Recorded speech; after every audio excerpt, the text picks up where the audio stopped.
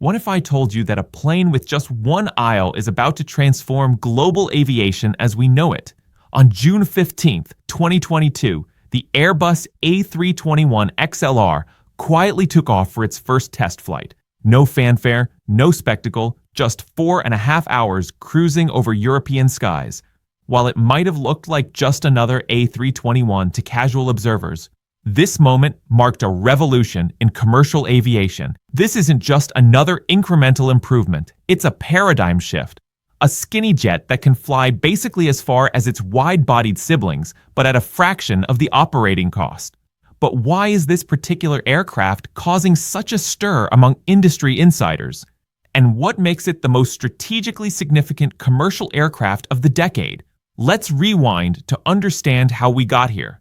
When jetliners first conquered the skies, crossing oceans didn't actually require massive aircraft. The Boeing 707 and DC-8, both single-aisle designs, routinely crossed the Atlantic with ease. These slender jets, they had surprising range capability despite their modest proportions. Then came aviation's golden era. The 1970s ushered in the age of the wide-body giants, the Boeing 747, DC-10, and Lockheed L-1011 TriStar. 2 aisles, spacious cabins, and crucially, vast cargo holds that could swallow freight by the ton. Airbus entered this market with its first commercial jet, the A300 widebody, in 1974, but it was their strategic pivot in 1984 that would change everything. That year, Airbus launched the A320 program, a narrow-body challenger to Boeing's ubiquitous 737. What seemed like just another single-aisle aircraft actually laid the groundwork for what would become the most successful aircraft family in history. Have you ever wondered why airlines are so obsessed with fuel efficiency? Consider this. Fuel. It typically accounts for 30% of an airline's operating costs. Even a 1% improvement in efficiency can translate to millions in savings annually. Fast forward to 2010, as oil prices climbed and environmental concerns mounted. Airbus announced the A320 Neo family, Neo standing for New Engine Option. These weren't just marginally better engines. The new Pratt & Whitney PW1000G and CFM LEAP 1A power plants delivered a 15 to 20% reduction in fuel consumption, significantly lower emissions, and the noise footprint reduced by 50%. The economics were compelling. Each Neo-equipped aircraft saved operators significant fuel costs per year compared to previous models. The A319, A320, and A321 all received this upgrade. Only the smallest family member, the A318, was left behind. Its limited sales couldn't justify the investment. Then came a critical development.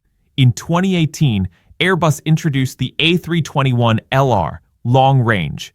This modified A321 Neo incorporated 3 additional center tanks, acts beneath the passenger deck, extending its range to an impressive 4,000 nautical miles. What made this possible wasn't just the extra fuel capacity.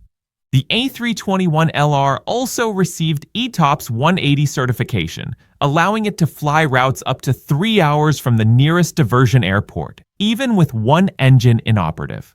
This opened up transatlantic routes that were previously the exclusive domain of wide-body aircraft. But even as the LR was entering service, airlines were already asking for more.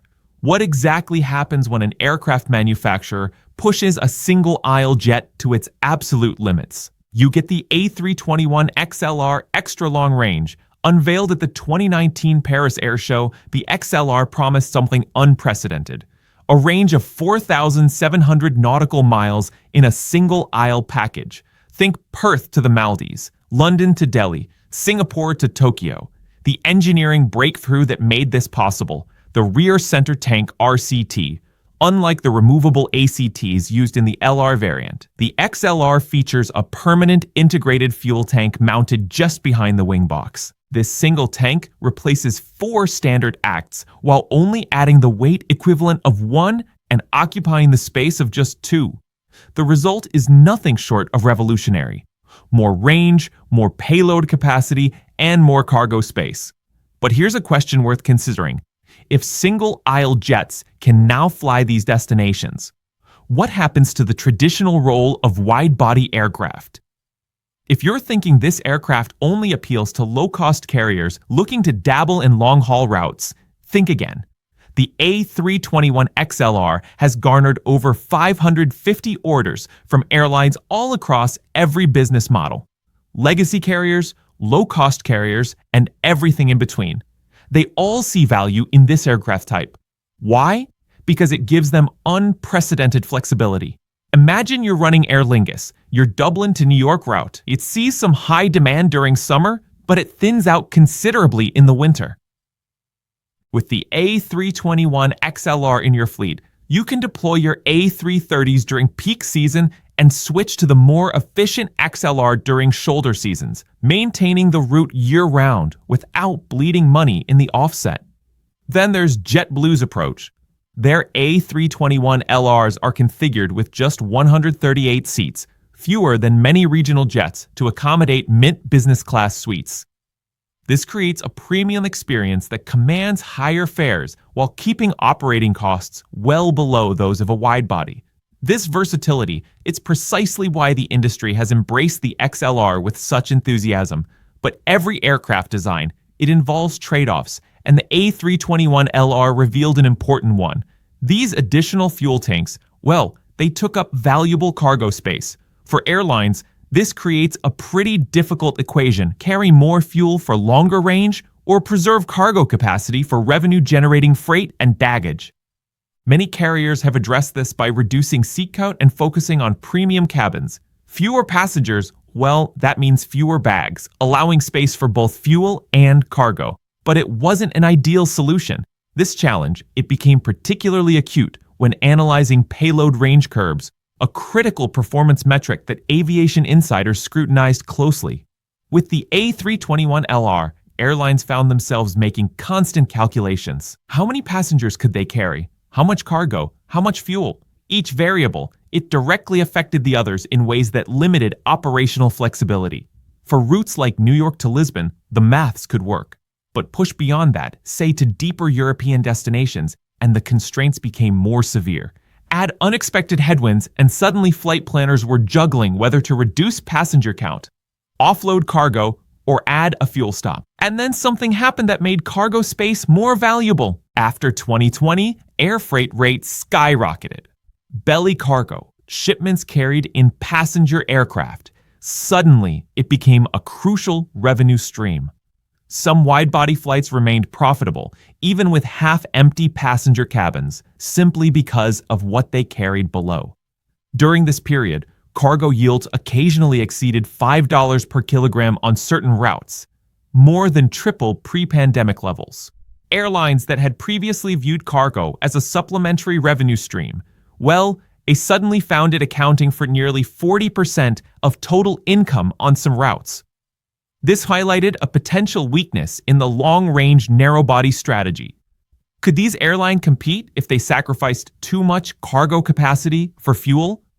The industry needed a better solution than the crude trade-off between range and revenue-generating space. This is precisely where the XLR's integrated rear center tank changes the game. By building the additional fuel capacity directly into the airframe rather than placing removable tanks in the cargo hold, Airbus engineers they preserve valuable cargo space while extending range. Airlines no longer have to choose between fuel and freight. They can optimize for both. Think of it this way. The XLR essentially gives carriers a modern-day Boeing 757, an aircraft beloved for its exceptional range, airport flexibility, and efficiency, but with 21st century technology and 25% better fuel economy. The 757, despite ending production in 2004, remained in service precisely because, nothing else could fill its unique niche until now. But innovation, it rarely comes without challenges. The European Union Aviation Safety Agency, EASA, they raised concerns about the XLR's new fuel tank design, specifically regarding protection in a gear-up landing scenario. It wasn't a minor issue. The XLR's rear center tank, it sits in what aviation safety experts call the crush zone, the area most likely to absorb impact energy during a belly landing. The question was simple, but it was also crucial. Could this new tank configuration maintain its integrity during a survivable crash event? EASA certification specialists required something beyond theoretical calculations. They wanted empirical evidence that in a worst-case scenario, a high-energy impact with no landing gear deployed, passengers wouldn't face additional risks from the new fuel system. Airbus. Well, they've had to redesign elements of the lower fuselage fairings, potentially shifting from lightweight composite materials to more robust alternatives that can withstand a belly landing while protecting the RCT. These fairings, they serve as the first line of defense. In a belly landing, they need to absorb initial impact energy, keyform predictability, and prevent any penetration of the tank structure. It's a complex engineering problem involving material science, structural dynamics, and crash energy management. The first test aircraft flew with the original fairing design, but production models will require the updated configuration, contributing to program delays. This reflects a fundamental tension in aircraft development. On the one side, the push for innovation.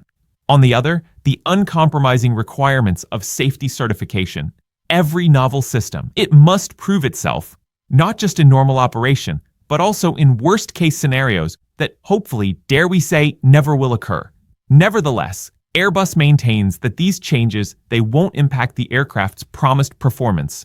The only penalty is time to market. Some industry analysts, they estimate that these certification challenges added approximately 9 to 12 months to the program timeline. Not insignificant, but relatively modest compared to the multi-year delays that have plagued other new aircraft programs.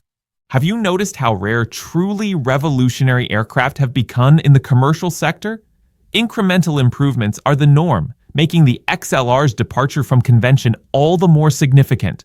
When Boeing and Airbus do introduce new models, they typically represent evolutionary rather than revolutionary advancement, making the XLR's game-changing capabilities all the more remarkable.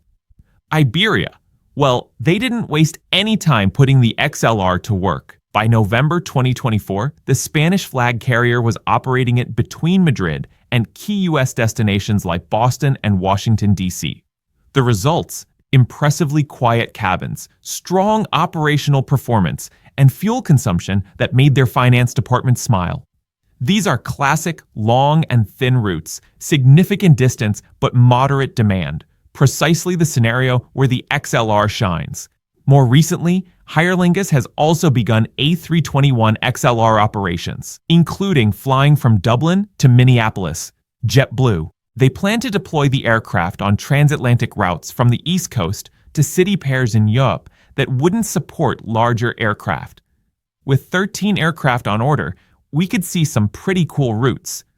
LATAM, they're also exploring new connections between northern Brazil and southern Europe that bypass the traditional hubs.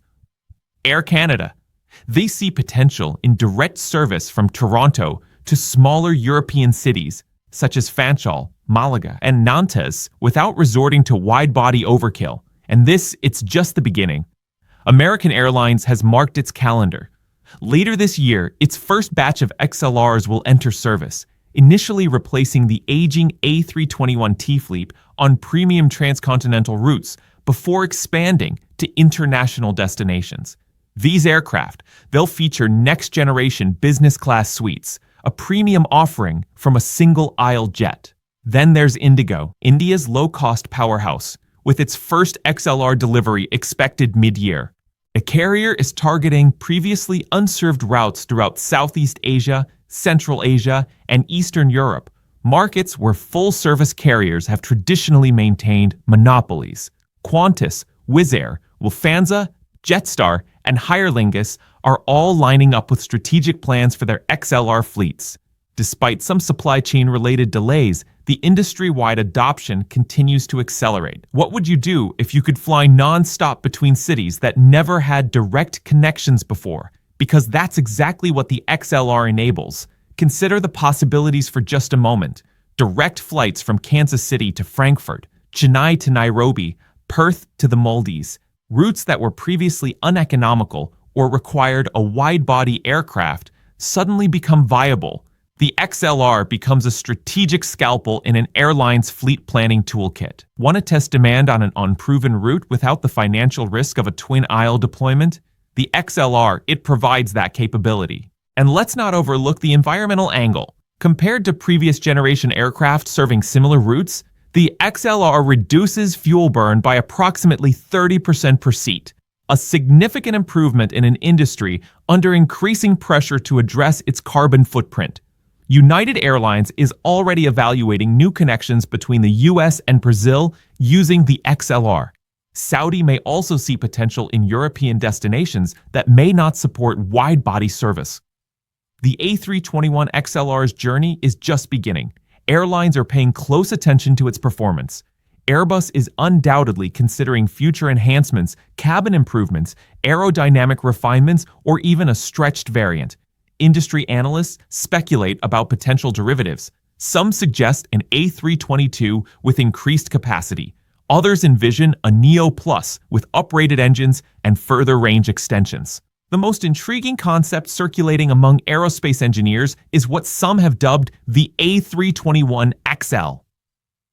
A hypothetical stretch that would add approximately 3 to 4 rows of seating while preserving the XLR's impressive range capabilities. Such an aircraft, it would further encroach on territory traditionally dominated by small wide-bodies like the Boeing 7878. There's even industry chatter about applying the XLR's innovations to a next-generation A320 replacement.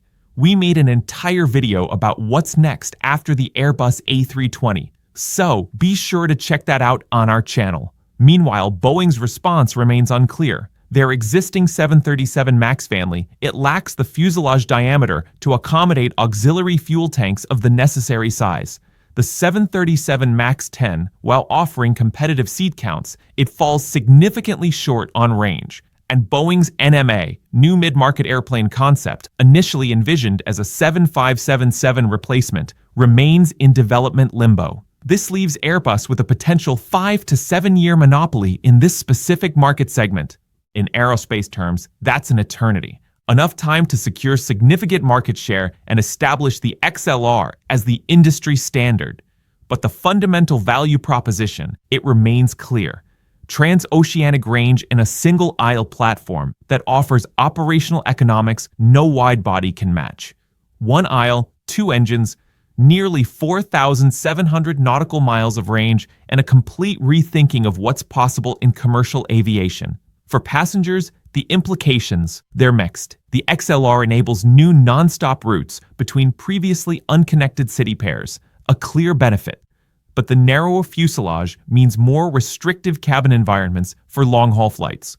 Airlines will need to carefully balance seat density with passenger comfort, particularly in economy class, where the 33 configuration means windows and middle seat passengers must disturb their neighbors for aisle access during long flights. Premium cabins present different challenges. While airlines like JetBlue, ITA Airways, and Herlingus, they've demonstrated that good business class products are possible in narrow-body aircraft. The limited cabin width constrains design options.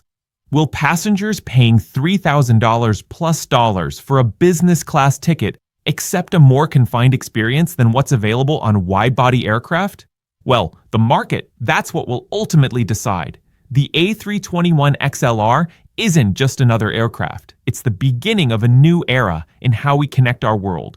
Will single-aisle jets like the XLR ultimately replace wide-bodies on many long-haul routes? Is this the beginning of the end for the hub-and-spoke airline model? Hub-and-spoke models, well, they've dominated international aviation for decades, concentrating passengers at major airports before redistributing them to final destinations. The economics of the XLR? It could accelerate the growth of direct services between secondary cities, fundamentally altering global connectivity patterns. Consider the implications for airports as well. Many regional facilities, they lack infrastructure for wide-body operations, but they could potentially accommodate A321 XLR services, opening new international gateways without massive infrastructure investment. The future, it's taking shape before our eyes, and it looks remarkably different from what we predicted even a decade ago. The pandemic accelerated many aviation trends, but the rise of the long-range narrow-body was already underway. What we're witnessing isn't a temporary adjustment, but a fundamental restructuring of how aviation connects the world. If you enjoyed this deep dive into the aviation industry's most destructive new aircraft, hit that subscribe button and let me know in the comments which aviation topic you'd like me to explore next.